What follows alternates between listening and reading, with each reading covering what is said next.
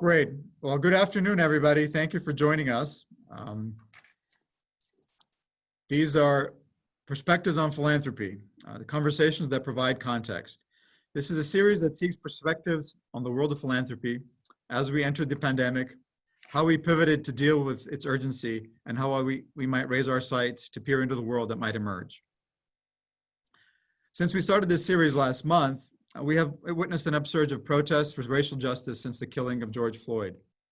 The philanthropic response to the protest has also been remarkable, engaging a broad swath of the American population, even reaching beyond our shores. The newly amplified quest for racial justice has added a new dimension to our time of crisis. At the Lilly Family School of Philanthropy, we believe that curiosity-based research and scholarship on the field is illuminating, but we also seek to connect rigorous research to the vital insights of practitioners. Engaging practitioners and leaders in the field works to advance knowledge and to improve practice. We are very pleased to share these conversations, and we think that following your curiosity is not only its own reward, but that it can lead to more thoughtful and effective voluntary action and systematic generosity. We are very pleased to have a special guest today, David Rubenstein, co-founder of the Carlyle Group, one of the largest private equity firms in the world. Since stepping away from daily management of the firm, David has been writing books, interviewing leaders for Bloomberg TV, most recently asking prominent leaders of major institutions how they are navigating through the pandemic on a program called Leadership Live with David Rubenstein. He's also known for his distinctive patriotic philanthropy, through which he has sought to enable Americans to appreciate the values to be found in our history through direct engagement with monuments and artifacts. He's also chair of the board of the trustees of the Smithsonian, the Kennedy Center, and the Council of Foreign Relations, among other civic responsibilities that he has undertaken. David, welcome to Perspectives on Philanthropy, and thank you so much for joining us. My pleasure to be here. Thank you very much for inviting me. And I should say at the outset that there's not a debate, who's the best law school, the best business school, the best medical school in the country. There is no doubt what is the best school of philanthropy. Under your leadership and the support of the Lilly family, you have moved ahead of everybody else. So congratulate you for doing that. And your annual report on what is going on in philanthropy is really the Bible of what is going on in our country in philanthropy. So thank you for doing that. Well, thank you for recognizing that, David. That means a lot to us. And we're very eager to hear about your philanthropy, because not only have you been a very generous philanthropist, you have also been a very thoughtful spokesperson for the practice of philanthropy. So we're eager to engage you, and it's a treat for us. So in terms of context, at our school, we believe that philanthropy is something for everybody, that everybody can do regardless of how much wealth they can. Tell us a little bit about how you developed your approach to philanthropy. Well, as I like to remind people, philanthropy is derived from an ancient Greek word that means loving humanity. Now, we have today in our country kind of considered that philanthropy means writing checks to people or just giving money. But I view philanthropy as something where you're giving your time, your energy, and your ideas. Now, that's harder to measure than dollars, but it's just as important. So in my case, what I've tried to do is to give my time, my energy, and ideas by serving on boards as well as writing checks. And I've evolved over the number of years into this, because as a young person, I had no money and I didn't have a lot of free time. I came from a blue-collar family. We didn't have a lot of philanthropy in our family, modest amounts, relatively speaking. As I got wealthier, I realized that I could give away money, but I also wanted to give away time, my ideas, my energy. And so over the last 10 to 15 years or so, I've become very actively involved in this area. And I would say it's been the greatest pleasure of my life. It's fun to build a business. It's fun to work in government. It's fun to do many things in life, but giving away money and giving away your time, your energy, and ideas in a way that makes other people's lives better is obviously the most fulfilling thing somebody can do on the face of the earth. That's terrific to hear.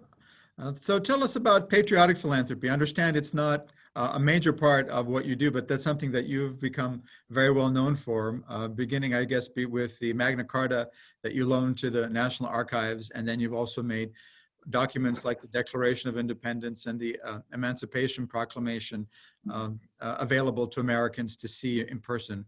Why is that so important to you, and why do you think it's so important to our public life?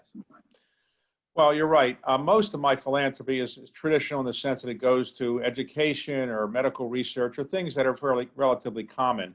I stumbled into patriotic philanthropy. Although I consider myself a patriot and I worked at the White House, I didn't really think of this until I stumbled into buying the Magna Carta. It was available for sale. I thought it should stay in the United States. It's the only one of 17 copies that could stay in the United States or could be in the United States. So I bought it and put it on permanent display at the National Archives. And that led me to buying other historic documents, which I wanted people to see. And then it led me to fixing things like the Washington Monument, Mount Monticello, Mount Montpelier, Mount Vernon, and so forth, other historic monuments and things like that. My theory is this: we should know the history of our country, the good and the bad. If you're going to be able to move forward with civilization, you have to know the mistakes you've made in the past. So I think it's a good idea to learn this. And right now, sadly, we don't teach history or civics as much as we used to. And as a result, you find this statistic. Recently, it was turned out that a citizenship test, a prospective citizenship test that you would have to give to take in order to become a citizen if you were not a native-born citizen, that was given to 41,000 Americans, and in all 50 states. And in 49 out of 50 states, a majority of the citizens who are native-born couldn't pass this simple test, which is only 10 questions. They couldn't pass 6 out of 10. 91% of foreign residents who take the test pass. So it's sad that people who live in our country don't know as much about the history as people who are becoming new citizens. And I really think it's important that we let people know about the past. And as you mentioned at your opening remarks, the history of our country has a lot of dark places in it, but we can't really overcome them if we don't really learn what really the facts were in the past and how we can distinguish between people who were good in the past and people who were not good in the past. That's great. I think they've made the test a little easier. When I took it 20 years ago, it wasn't. I mean, made it harder. It wasn't that hard some 25 years ago. I'd like just to, if you could talk a little bit about the Washington Monument, because we're in a disaster right now, and that was a disaster of sorts that damaged the Washington Monument. What was your thinking in supporting that? Well, as you pointed out, I am the chairman. I was the chairman of the Kennedy Center, and on the board was the head of the National Park Service, which oversees many monuments, including the Washington Monument. It had earthquake damage. It was in 2011, I believe it was. And I said, look, how long is it going to take to fix it? And he said, well, I have to deal with Congress. It's going to take a while. I said, I'll tell you what, I'll put up the money. Just fix it quickly. Ultimately, Congress decided they wanted to get some good publicity. So they said, can they put up some money as well? So we shared it. And subsequent to that, I had to put up some money to fix the elevator because that broke subsequently as well. Now it's up and running, and as soon as the city opens up, it'll be available again to people. Recently, people have questioned whether George Washington is an appropriate person to have a monument for. He was a slave owner. There's no doubt about it. He had hundreds of slaves. He was the only founding father, though, who did free his slaves upon his death, but that doesn't take away from the fact that he was a slave owner. And in fact, I think 8 of the first 11 presidents of our country were slave owners. So you have to distinguish, are you honoring somebody because he's a slave owner, or are you honoring somebody because he was the American Revolutionary War general, the first president, presided over the Constitutional Convention? It's not a question that doesn't deserve some debate, but I think you can distinguish between George Washington and Confederate generals. Confederate generals are often being honored because they led the Confederacy and against our country, and George Washington really wasn't being honored for that purpose. But I recognize the intellectual conversation that can be had. Well, let's go then to your op-ed that you wrote, I think it was last week in the Washington Post, about the Arlington House that you supported, that also has attached to it the Robert E. Lee name, which you have asked Congress to change. Can you tell us a little bit about that? Yes. When George Washington had no natural-born children, but his wife Martha had children from her prior marriage, and George Washington ultimately adopted 2 of those children. And the step-grandchildren of George Washington, a man named George Washington Parke Curtis, ultimately, to honor George Washington, bought this land, now known as Arlington, and built a house there to honor George Washington. Subsequently, his daughter married Robert E. Lee. And Robert E. Lee moved there and lived there for 30 years and raised their children there. When Robert E. Lee left the U.S. military to go into leading the Confederacy, the U.S. government took it over, that property, and ultimately, to make sure he never came back, they made a cemetery out of the front yard, which was designed to make sure he never come back. It was Union soldiers who were there. Eventually, after the war, his family sued to get it back. They won. They then sold it back to the U.S. government. It's been known as different names over the years, the Custis Lee Mansion, Arlington House, but now it's officially known as the Arlington House, the Robert E. Lee Official Memorial. And my point was, it should be known as Arlington House or Arlington Memorial House, and we should see it the history of George Washington Parke Curtis, who lived there, the history of Robert E. Lee, and the fact that it has an oversight over the greatest, most sacred land in our country. But it'd be a good idea for our country if we got rid of the Robert E. Lee name. And I should say that Robert E. Lee V, who is, I think, the great-great-great-grandson of Robert E. Lee, has agreed with me, and he told me that he thought the name should be replaced. Fascinating. Well, that's such a topically important conversation, given the toppling of the statues that we're seeing all around us across our country, and the vigorous public discussion we're having about it as well. So, as we're looking at the current context and your interest in patriotic philanthropy, what is your thinking about what the appropriate responses would be for a patriotic philanthropist in today's environment, beyond kind of your engagement in the conversation you just told us about? Well, in a sense, all philanthropy is really patriotic because you're doing something for your country, more or less, I think. But in the sense that I've used the word patriotic, or phrase patriotic philanthropy, I mean giving back to the country in certain visible ways to remind people the history and the heritage. And I think what we should do now is have philanthropists and others sponsor events to allow people to have discussions about our past, discussions about slavery, discussions about the emancipation, discussions about Jim Crow laws, discussions about inequities, and so that maybe we can have a more informed conversation that might let white people know what black people are thinking, black people know what white people are thinking, and hopefully improve this through a dialogue rather than through violent kinds of means. So that's one of the things that we can do. Is that something that you are considering supporting in any institution at this time? I am. The Bank of America, for example, has given a $25 million gift to the Smithsonian, and which will require some additional money, and I'll be supporting that. And that is going to have a long time convocation of discussions about what's going on in dialogues and so forth. And other organizations with which I'm involved, the Council on Foreign Relations and the Kennedy Center and a whole variety of universities with which I'm involved, are doing the same kind of thing. And I think it's a good idea. That's terrific. Yeah, we're trying to do something in our small way. We have an institute on diverse philanthropy, the Mays Family Institute, that's looking at some of the issues related to philanthropy that's supporting racial justice issues, and we're tracking that. So that'll be very interesting for us to follow. Before the pandemic began, you were interviewed in the New York Times, and you talked about inequality and the wealth gap in the U.S., and you were expressing your surprise, sounding a little bit prophetic almost, that we did not see more people marching in the streets given the inequality and the wealth gap. Now that we do see this marching in the streets that is not only about race but also inequality, what do you think will be the consequence of some of the marches that are questioning the large inequalities in our society? Well, we have large income inequality. It's probably been greater than any time since the Great Depression. But in addition to income inequality, we have a problem called social mobility. I grew up in a blue-collar family. I believed in the American dream, and I thought I could work my way up, and there wouldn't be necessarily bars that would prohibit me from working my way up into our country's system. But many people have given up on social mobility because of a lack of income or lack of education. They don't think they can rise. That's a big problem.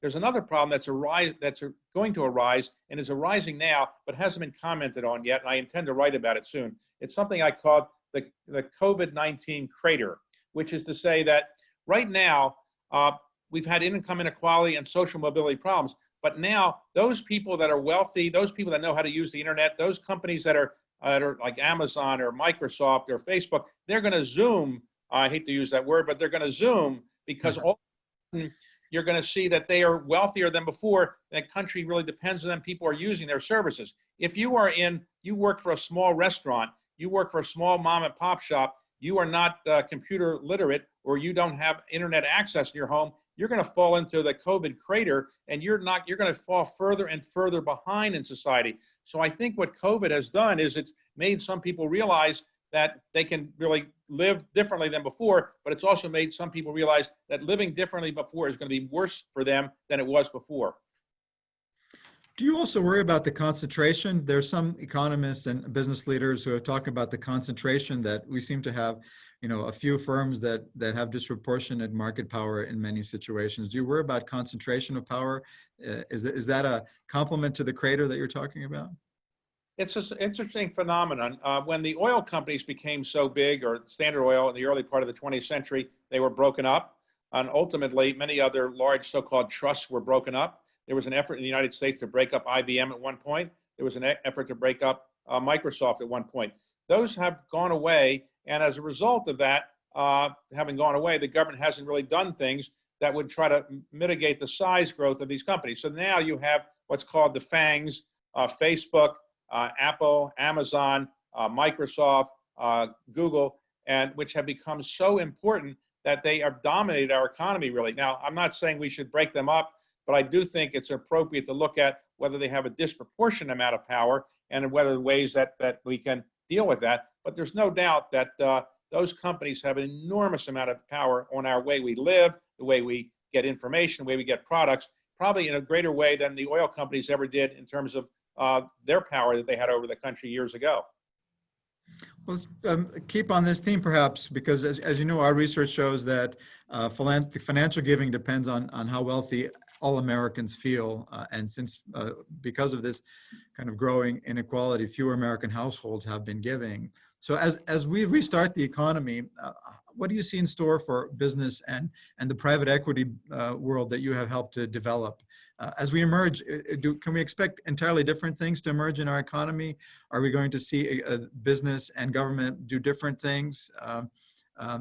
Should they do different things in response to the crater and the concentration that you've talked about? And how will that affect our civic lives? Well, I think business, much more so than 10 years ago, 20 years ago, 30 years ago, feels it has a social responsibility to do things. So I think businesses are doing more.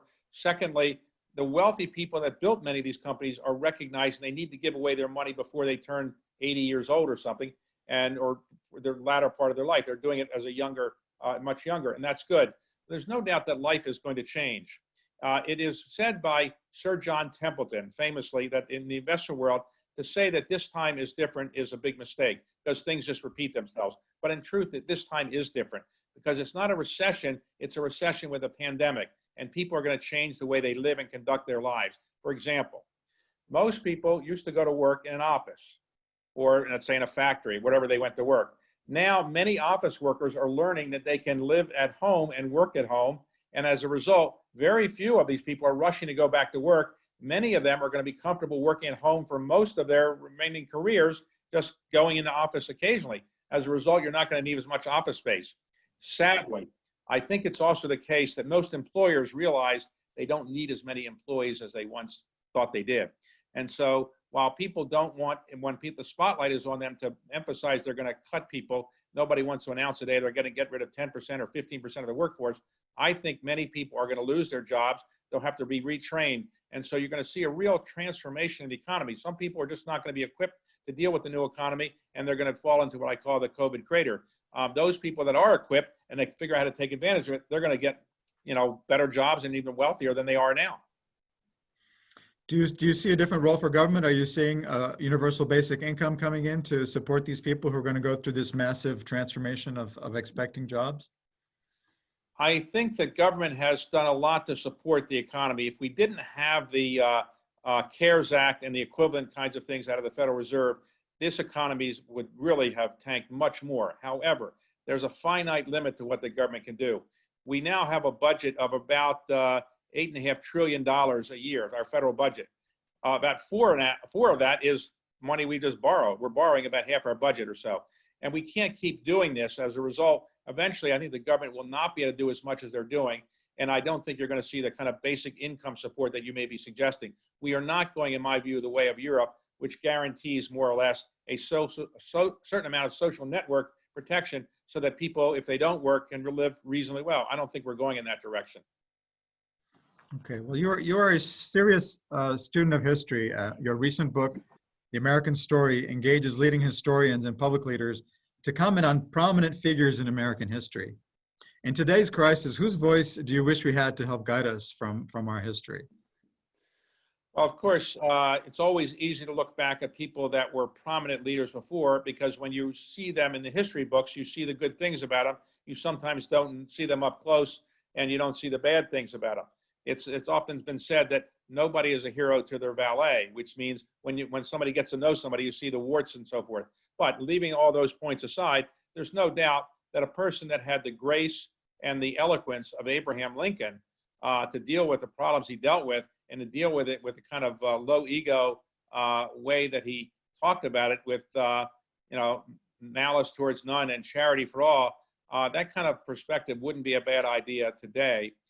So I think Lincoln was our greatest president, and he is, as you know, he did live in Indiana for some time, Right. so Indiana native as well.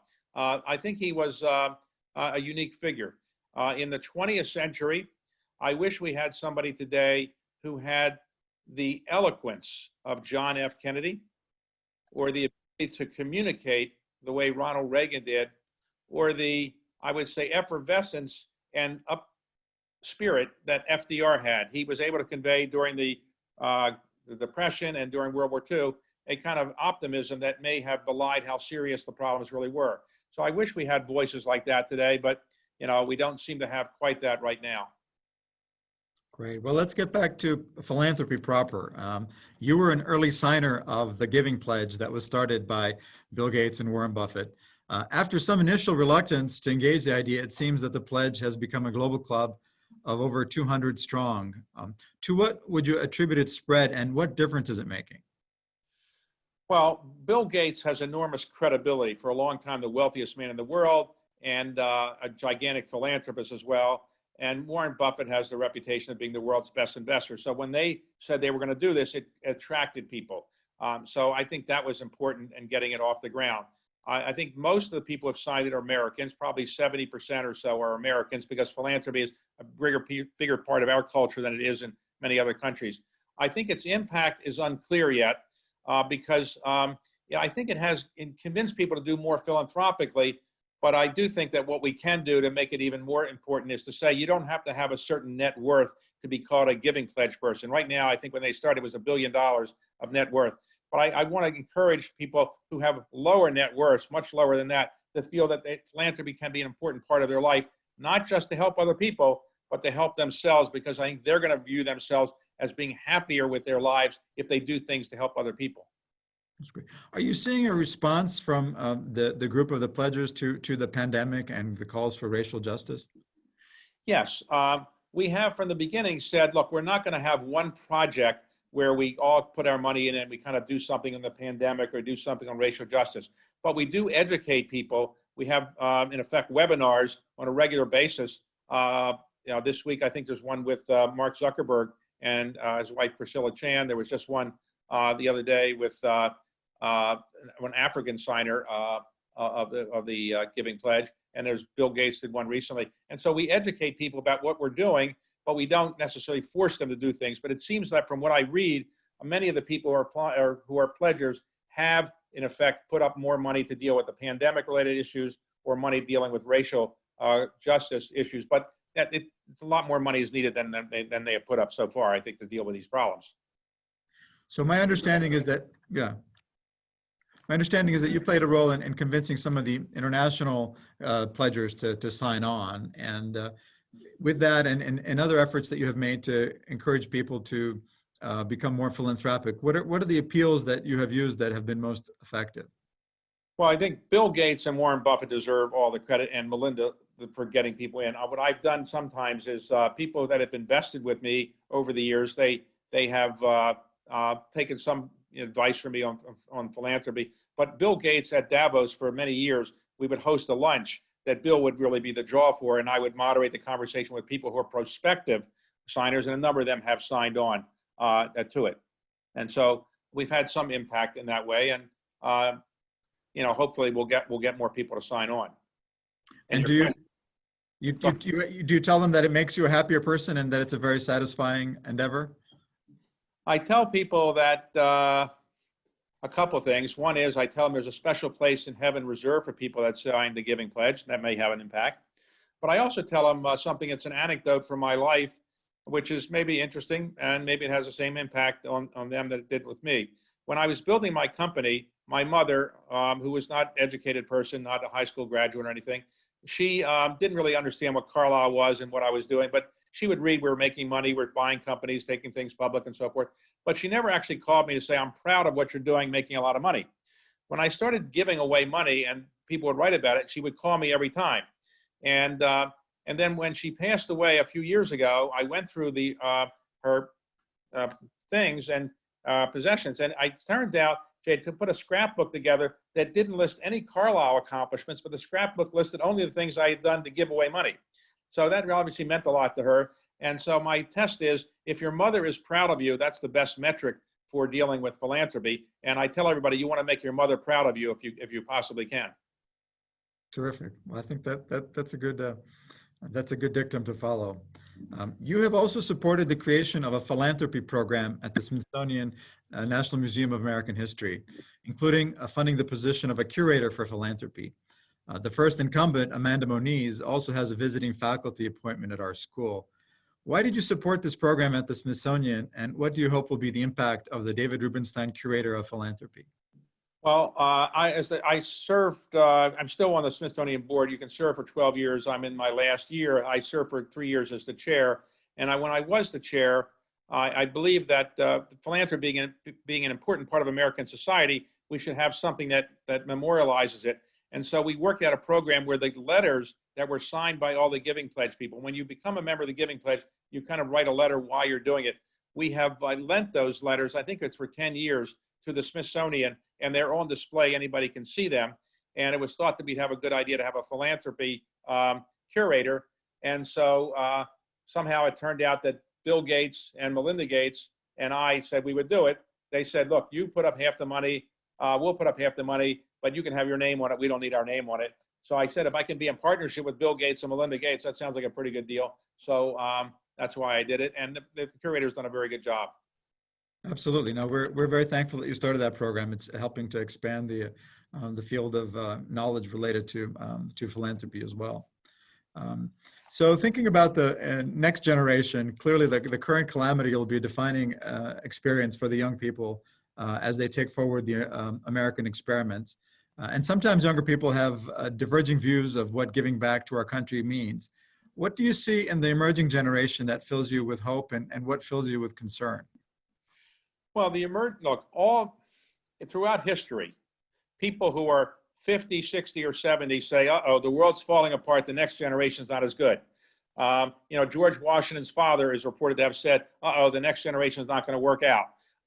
It's always the case. Go back thousands of years, people always say that.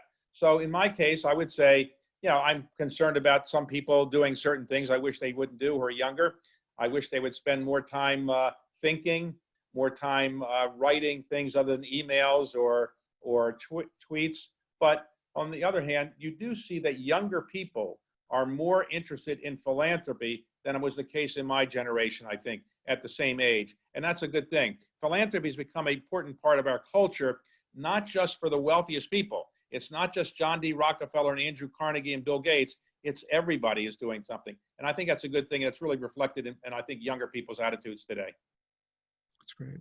We do see them kind of reluctant to write checks, though, and kind of participate and join official organizations. So they seem to be interested a lot in social enterprise and impact investing. And I know that you've been involved in impact investing as well. Right. How do you see that trend? Impact investing is something that's going to keep going on. Now, when impact investing was first developed, the theory was that you do something that's socially good, but it may give you a lower rate of return, but that would be acceptable. Today, I think the school of thought is that impact investing is actually going to give you a higher rate of return. The evidence isn't quite there yet, but the theory is that if you invest in things that, let's say, deal with global warming, eventually companies will respond, and the society moves in a certain direction that people that respond to global warming will buy your products or services and so forth. So we'll see. I think impact investing is here to stay, but I don't think it's going to dominate the investment world. And what I also like to say is that all investing should be impact investing. In other words, you shouldn't say, I have my impact investing bucket, then I have my rate of return bucket. you should have your rate of return bucket, make sure it is impact investing. It may not be exactly the same as pure impact investing, but you shouldn't do something you think is really going to destroy society, the environment, or something like that. Just move away from that. So that's what you see when the Business Roundtable talks about stakeholder engagement, and some private equity firms say that all their investments have to help solve climate change. You see emerging there somewhat? I would say in the 1960s and 70s and so forth, Milton Friedman dominated the thinking about what a corporation should do, which is to maximize profits legally and give all the proceeds to their shareholders to do what they want with it. Today, that's changed as a result of World Economic Forum. Klaus Schwab and others have led the effort to say that you have a responsibility as a corporation to help all stakeholders, your employees, the communities in which you live, your shareholders, but also the society generally. And I think that is more and more becoming the conventional wisdom. So I think that's a good thing. And I do think that people are increasingly recognizing that corporations have responsibilities that go beyond just making money. As you know, the largest companies in our country now advertise very quickly when they're saying we're doing something that is philanthropic. They used to not talk about it very much because they were afraid shareholders would think they were using their money inappropriately. Today, large amounts of publicity by these corporations go to talking about what they have done philanthropically, which I think is a good thing. Great. Well, in preparing for this interview, I watched some of your interviews to learn how to be a good interviewer. So, well, you're a very good interviewer. You should get your own show. Well, we have one right here. Thank you. That's very flattering. But you have interviewed some of the most prominent leaders across a wide variety of endeavors on your TV show. So I'm curious what you have learned about leadership through these conversations. Well, I have a book coming out it's coming out in September called How to Lead. And it's about my interviews with Oprah Winfrey and Bill Gates and Warren Buffett and Jeff Bezos and a lot of other famous people about what they take to be the important things of leadership.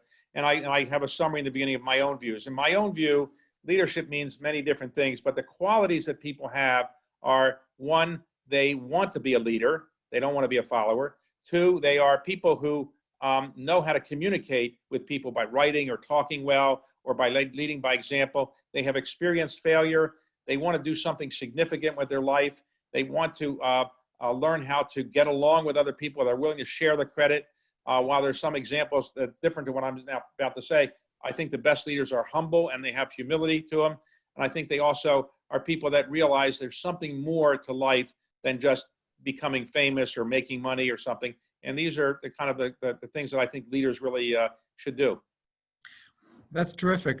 I love the humility piece, obviously, and so as you were going through the interviews, you've met a lot of prominent people throughout your career. But when you're doing these interviews, did anybody kind of really surprise you as you were interviewing them?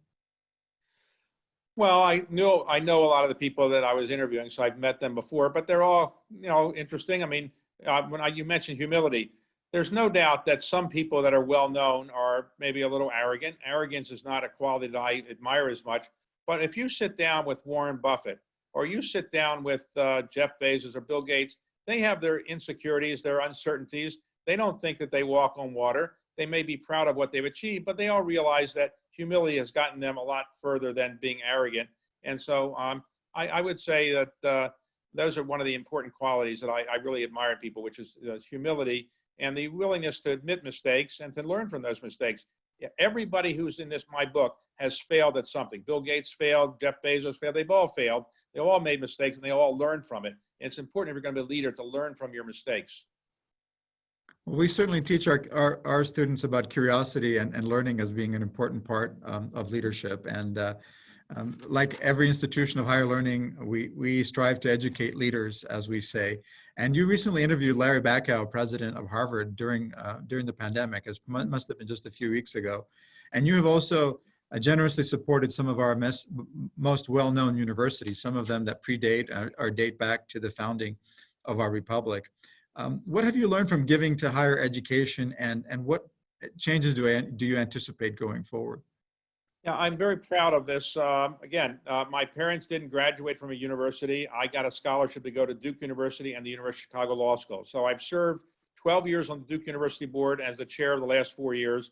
I've 12 years on the University of Chicago board, 12 years on the Johns Hopkins board, and now about 3 years on the Harvard board.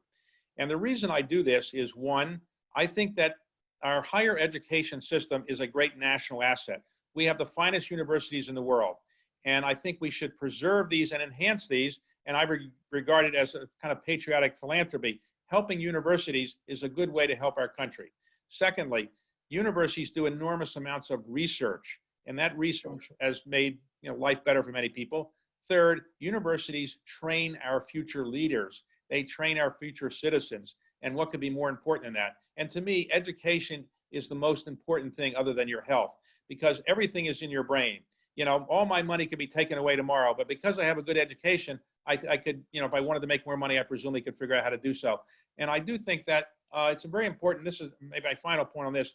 When you graduate from a university, you should not think you are a finished person in terms of education. What you have done is you've gotten the right to learn how to read more and to do more with your brain. Your brain is the most important muscle you have.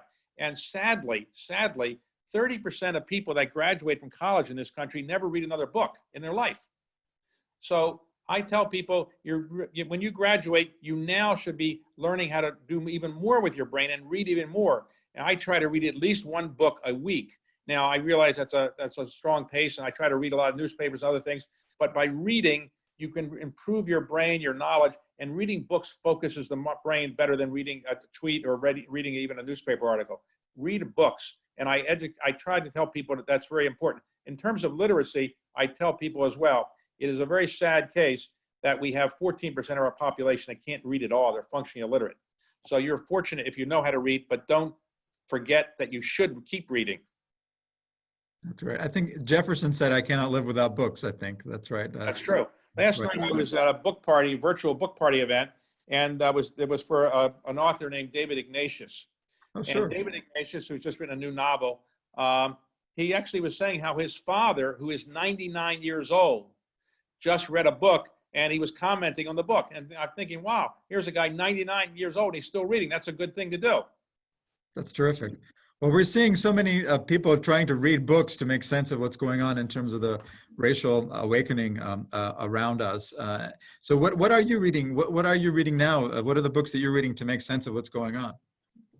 Well, let me give you 3 books that I'm reading. I'm interviewing the authors of 2 of these. I've actually interviewed all these authors, but 2 of them I'm going to do again tomorrow.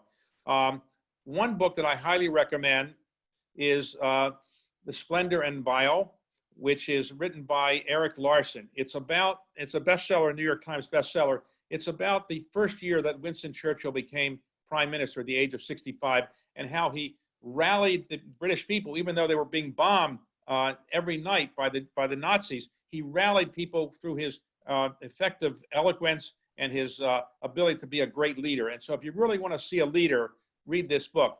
Another book is a book called, by John Barry, and it's called The Great Influenza. And it's about the influenza, also known as the Spanish flu, of 1918.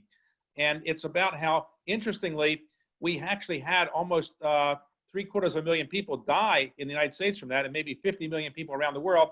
But in the United States, no public official ever publicly commented on it. They didn't want to demoralize the American people. They never told them that we actually had this pandemic. And as a result, people didn't do anything. Interestingly as well, the 3 main things you were supposed to do in those days were wash your hands, wear a mask, socially distance. 100 years later, same things. The other book is a book by David Quammen called Spillover. And it talks about zoonotic diseases. A zoonotic disease is one which leaps from the animal to the human. All viruses don't, but the virus we currently have presumably came from a bat and is now COVID-19. But the same was true of Ebola. The same is true of other diseases. And his point is that because we have 7.5 billion people on the face of the earth, we're increasingly encroaching on land that animals are living in. And we're doing more deforesting, more mining, more other things to keep us going. And as a result, we're going to have more of these diseases, and we have to be better prepared for them. Absolutely, yeah. Those are great recommendations. Let me just go back a little bit to higher education. Given your experience with higher education, and as you know, not only the businesses and everybody in the country, but there's been an acceleration of moving online and a lot of disruption in terms of what's happening to all of our universities. What is your sense of how this is going to change higher education going forward? Well, all universities are struggling with this because, do you bring your students back? And how do you do that? For example, should a university guarantee a student a single room and a single bathroom?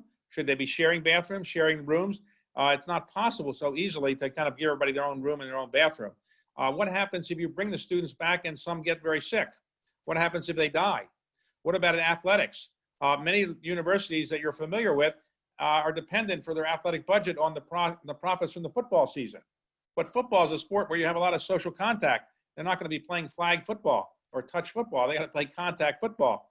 And so these are challenges, and no university has figured it out perfectly. Some have said, come on back and we'll just do the best we can. Some have elaborate protocols. Some are just saying, just do it online for another while, another season or so.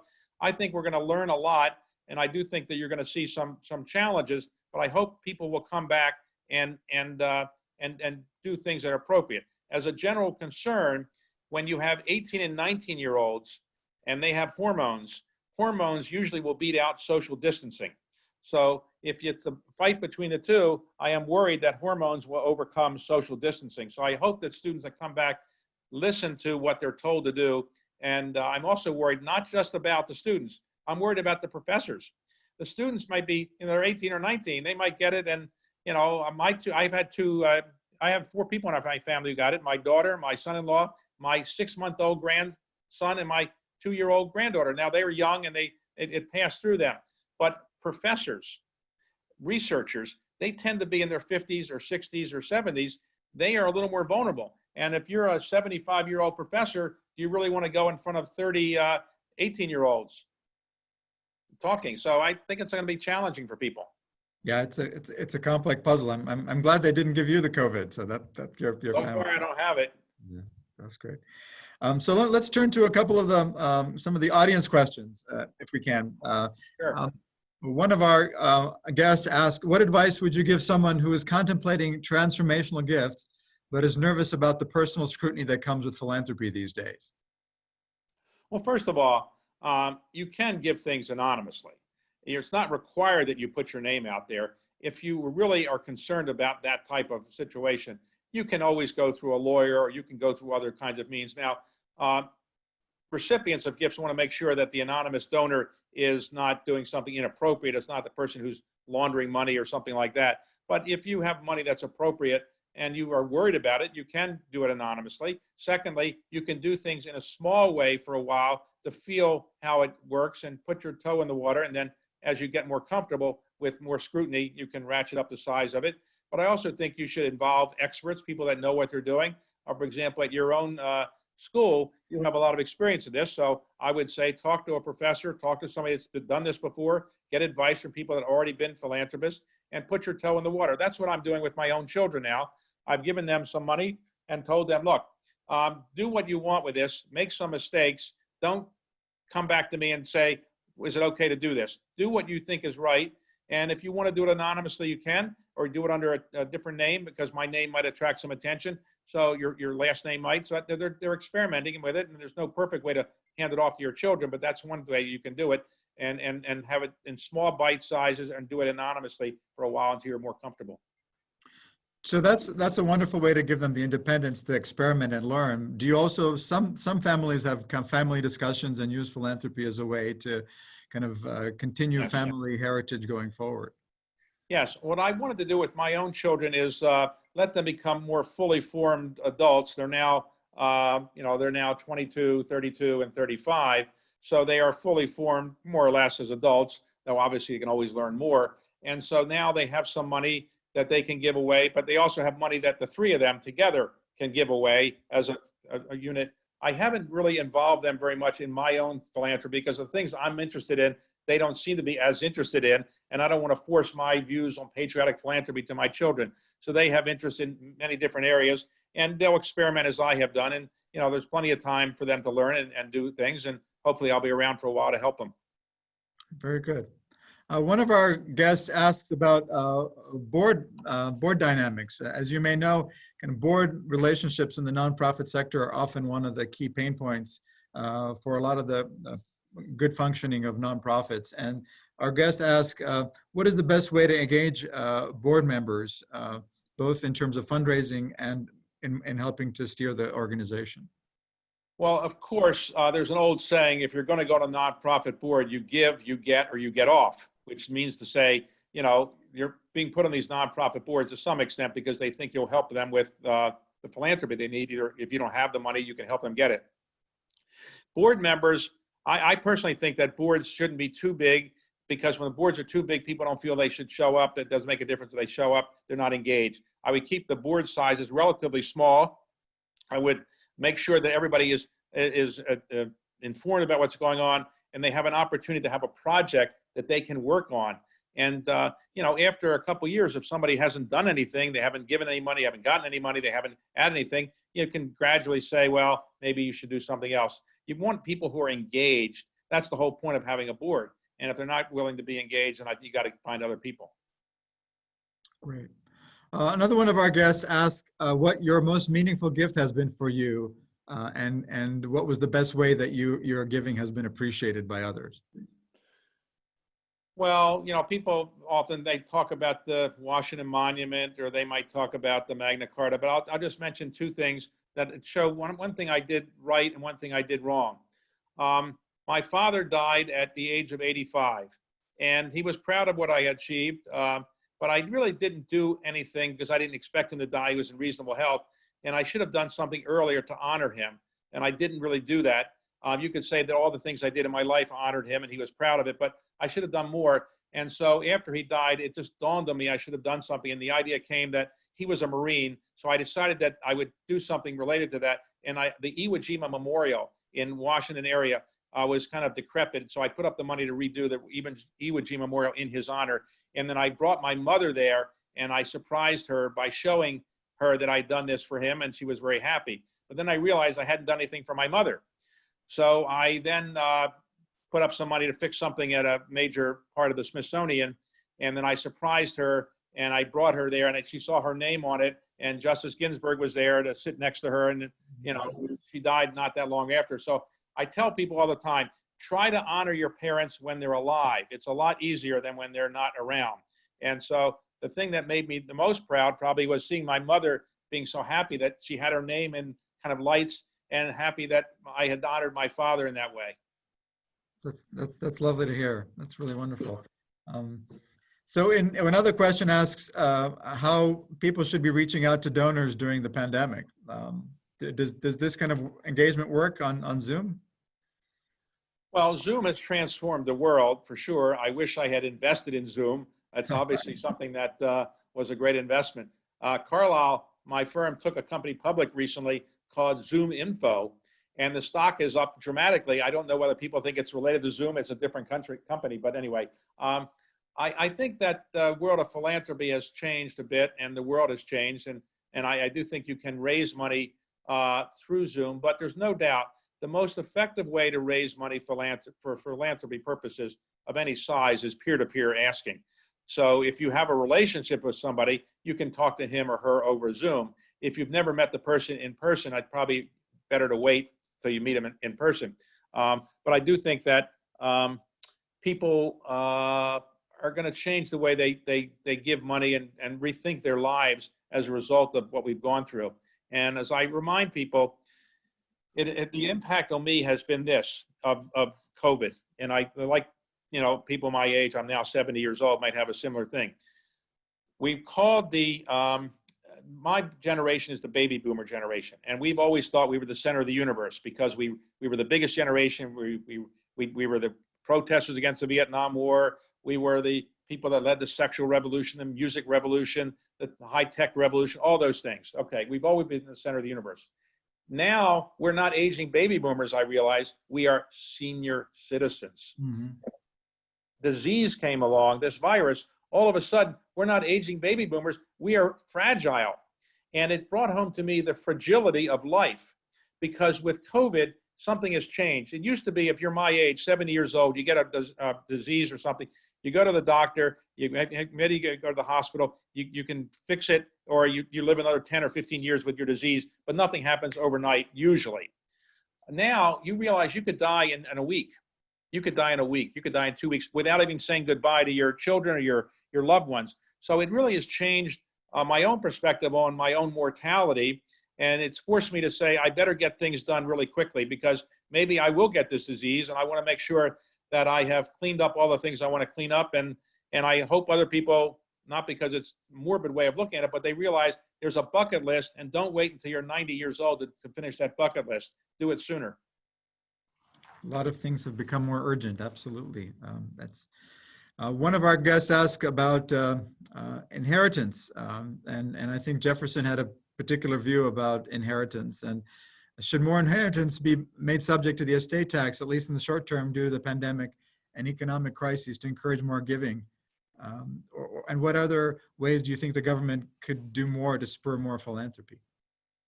Well, I think the state tax affects about 4,000 families or so a year, so it doesn't dramatically touch most people.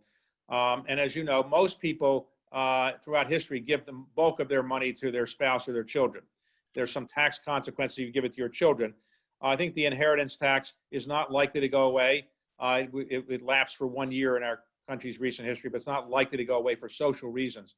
I do think that if we didn't have an inheritance tax, probably more people would just hold on to the money and wouldn't give it away. I do think it has some impact, as does the tax deduction, on giving people an opportunity to give money away. And I wouldn't want to experiment with taking away the charitable deduction, because I think that would really decimate a lot of nonprofit organizations.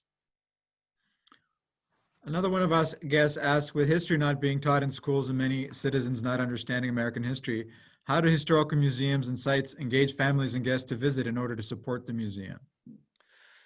Well, of course, with Zoom, you can maybe visit virtually. At the Smithsonian, we have a lot on virtual means. You can now go through and learn a lot. But going physically is probably the best thing eventually that you can do it. And I think it's, my parents took me to visit historical related museums and sites when I was young. And I still remember some of these trips when I was 5 and 6 and 7 years old. I think you have a chance when your children are young to kind of take them, and they can't kind of protest you're taking them when they're 6, 7, 8, or 9. When they get to be teenagers, a little bit tougher. So I would try to do it when they're relatively young and explain why it's important, and have them find something that's interesting to them that they can kind of make part of their own lives, and come back and remember it later on and maybe give back to that cause. But I do think that we should do a better job of teaching history and civics in school, and maybe museums can help in that regard. For example, at the Lincoln Memorial, I put up some money to redo the Lincoln Memorial, but part of it is to build an underground education center. So when you go to the Lincoln Memorial, you can go underground, and there'll be something you can learn more about Lincoln. The same thing as I've done at the Jefferson Memorial. And hopefully in time, people will be able to go there and learn much more than they have historically. That's great advice. One of our PhD students, who's actually based in France, wonders if you have given internationally outside the US, and if so, for what causes, and do you think it's important for Americans to give abroad as well? I haven't really done that. I don't have as much wealth as Bill Gates. Bill Gates says that he gives a lot of his money away internationally, and he would say, and his wife would say, we regard all citizens, all people, as worth saving. So we want to help people who have health problems in Africa as much as we do in the United States. A life is a life. I haven't felt I have enough money maybe to really have an impact. And the way I look at it is this: my goals and the standards I use are these. When I give away money or my time, my energy, or ideas, what I'm trying to do is start something that wouldn't otherwise get started, finish something that wouldn't otherwise get finished, have an intellectual connection to it so that I'm likely to stay engaged in it for a while. And also, most importantly, to see the progress that my money or my time, my energy is given in my lifetime. So that eliminates a lot of things. I don't think I have enough wealth to solve the health problems in Africa. I don't have enough wealth to solve global warming. So I'm in more finite areas. But I probably could do more internationally. I just haven't done it. I travel to 50 or 60 countries a year, and I have a hard time picking which one I would give money to. But I probably should do a little bit more than I've done there. Another question on history, and question asking, what do you think about utilizing philanthropy to change school curriculums to better teach history to the youth of the United States? Well, there's no doubt that when philanthropists have gotten involved with school curriculums, there have been some criticism. So the Common Core effort that Bill Gates initially started was criticized, though I think it's now actually being utilized. I think it's a good idea. Just have to be careful that you're not, pushing one side to another side in terms of what your views are on history. So I would let the experts decide what is going to be taught and maybe give them some support for doing it. But I wouldn't want philanthropists to say this is the kind of history book you should use or use that history book, because I think then you get a tilted view on history. And I don't like when donors tell people what they should be reading specifically in a school curriculum. Great. So you are also writing a book on philanthropy. What will be some of the major themes, and can we be the first to host your book talk? It's going to come out for a little while because I've finished this one book, and now I have another book that's going to be about called The American Experience, which is about various American experiences like immigration or philanthropy or things like that are part of the American experience, American dream.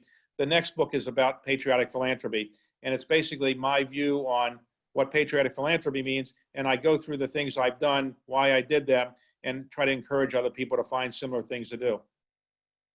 That's great. So we'll be one of the first stops on your book tour. You'll be the first. Great. I appreciate that. So finally, allow me to ask you a question that I hear you ask your guests on Leadership Live with David Rubenstein. And I imagine, like everyone else, you've been, your work has been changed dramatically over the last few months. So how has the experience of working through the pandemic, what has it taught you about yourself? Well, I've learned that the house I've lived in for 30 years is a lot smaller than I thought. I now know every nook and cranny of this house. I spent more time here in the last 3 months than I did in the last 30 years. I've also learned that if you stay home during the daytime, you will get a lot of telephone calls asking you for contributions to various charities. And you get a lot of people calling up telling you that your bill is overdue and send your money to this account that they give you. There's a lot of telephone frauds going on. I also learned that the television shows that I used to watch when I was a little boy, they're still on TV. So if you're home in the daytime, you're seeing to see the same shows. But what it's taught me is that life is very fragile, and you have a short period of time to really do what you want. And so this is a time-saving device, doing these by Zoom and so forth. So I do like it, but I do think there is a PhD thesis to be written on why people are more tired doing Zoom shows all day than actually physically running around the world. Because I'm more tired at the end of the day than I'm running around the world. I don't know why. It's just staring at the Zoom screen all day. It tires you out. I don't know why, but I'm sure somebody's going to study it and explain why that is. We'd all love to know that, David. Thanks for suggesting that as well. And since I see that many of our guests are actually from Indiana, it might be interesting for them if you just remind them of your connection to Indiana. And I think early on in your career, you worked for Birch Bayh. Is that correct? I did work for Birch Bayh when he was a senator from Indiana, and he was running for president in 1976. Unfortunately, he didn't make it, but he would have been a great president. His son Evan has become a good friend of mine over the years as well. My daughter recently graduated from the Indiana University with an MBA from the Kelley School of Business, and she also got a master's in food science from Purdue. It's a joint program, and so that's another connection that I have to Indiana. And I admire the Lilly Family School of Philanthropy. I think you've done a very good job. As I said at the beginning, I don't think there's a better school of philanthropy anywhere in the world, and so that's another connection I have in trying to do the things I can to help you. Wonderful. Well, David, thank you for a stimulating and enlightening conversation. And this will be a wonderful asset also for the students who will be taking a course with me and several of our faculty on philanthropy in times of crisis that we will be teaching this fall. And thank you so much for giving us all of this time and all of your input. It's been very valuable. And I also want to thank our many participants on Zoom for joining us to explore perspectives on philanthropy. Please join us on July 13 at 11:30 a.m. Eastern Time, when our guest will be Derek Feldman, Managing Director of Influenza SG and Managing Director of Ad Council Edge. Derek is an alumnus of the school and a longtime interpreter of civic and philanthropy behaviors among the younger generation. Thank you very much. Stay healthy, and see you again all soon. Thanks so much. Bye-bye. Thank you.